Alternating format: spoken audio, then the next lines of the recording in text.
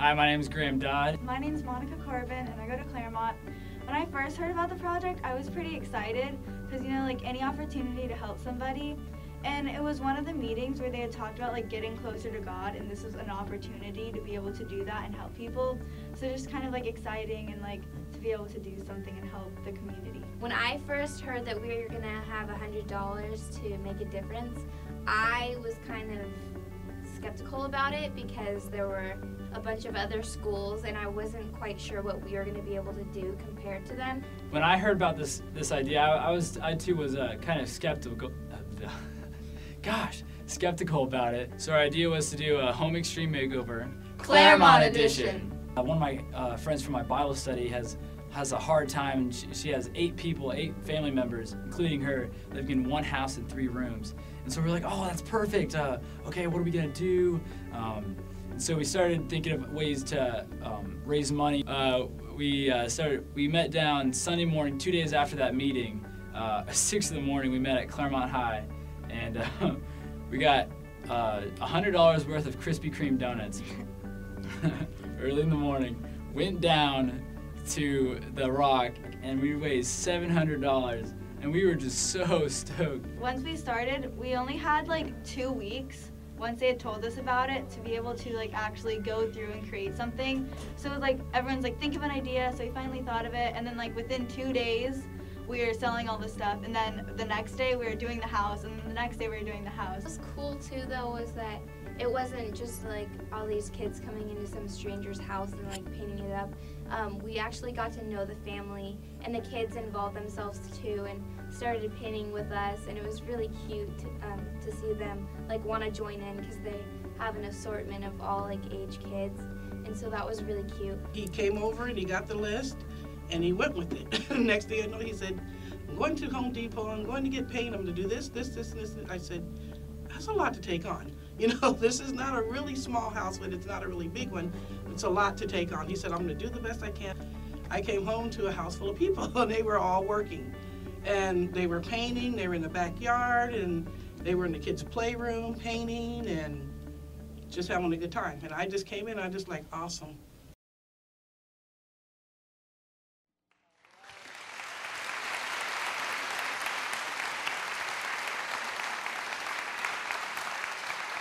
Where's Mark? Thank you. Okay, Nate. Yes. Hi. Hi. And this is Gabe. How you guys doing? And this is Garth. Graham. I just did that just to mess with you. Okay. Hey, I'm Mark. Good. Well, we had a great time at your celebration that you had on the 26th of May. And we got to kind of hear your story, which was really fun. But I thought I wanted, Nate, for you to share a little bit about where you kind of, some of the bigness of what happened, because you saw 27 schools do this. And it was just incredible how it came, it all happened. Absolutely. Well, this has really ministered to me to be able to see the potential of young people when someone believes in them enough to invest $2,700 like the Kingdom Assignment Group did, and saying, we trust you to go do something wild and crazy for the kingdom of God, and it's going to be worth the risk of letting them do whatever it is that they're going to do with it. Some might come up with a project that makes you go, you've got to be kidding me. That's it? And that might be how Jesus feels on Judgment Day. But we knew there'd be some stories that people would say, you've got to be kidding me. And that was the majority of them. When you had young people pool their resources, their time, their creativity, their talents, all the immaterial assets they had with the spark of $100 and this commitment to know that they could make a difference, then we were able to see exciting things happen. So all throughout the city, we had people feeding the homeless. We had people doing outreaches, leading people to Christ on their campus. We had a hard time picking the top 3. And so to have the honor of being here with Gabe and Graham today is just a real thrill, because they distinguish themselves above and beyond all the other high-quality projects that happen in San Diego. Wonderful. And the neat thing is that it just goes on and on. It's not like it stops. It's not like it stops here at the Well Done Awards or whatever. It's so deep in their hearts that they carried on, and they carried on to the next generation, to their kids too. Gabe, you had a great kind of take on it, and I wanted to hear that again, a little bit of what your take was on it, that you kind of tell the story about what you did first with the $100 that you got. Okay. Okay, so I'm going to hold on to the mic because you guys are preachers, and I can't give you. Just walk back and forth. And I can't let you have control at all because I'm in control. You got it. Okay, Hey, because I'm a controlling person. submit to one another in the fear of the Lord. Right? Cool. So basically it was really, really, really by the grace of God that we were able to do what we were able to do because all of a sudden this white guy with blue eyes walks into LA Fitness where I was working and he hands me $100 and he hands me a pamphlet with all the details of what to do with the $100 and I took the $100 and put it in my wallet and happened to leave the assignment on the desk, and my boss ripped it up. So I was able to get details a couple weeks later about what we were supposed to do with that $100. So again, like I say, by the grace of God, we actually met on a Thursday. Thursday, we had no time to plan what we were going to do. I was stressing out. I was really stressing out, having anxiety about what am I going to do with this $100 with these students.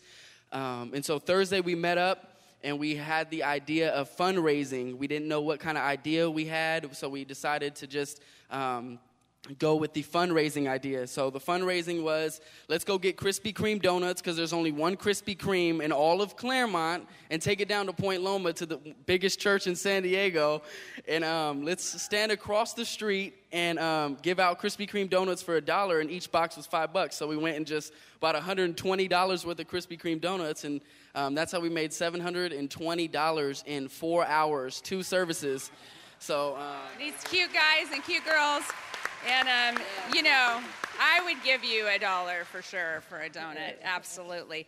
But question, no, there was something first that you did with the $100, Gabe.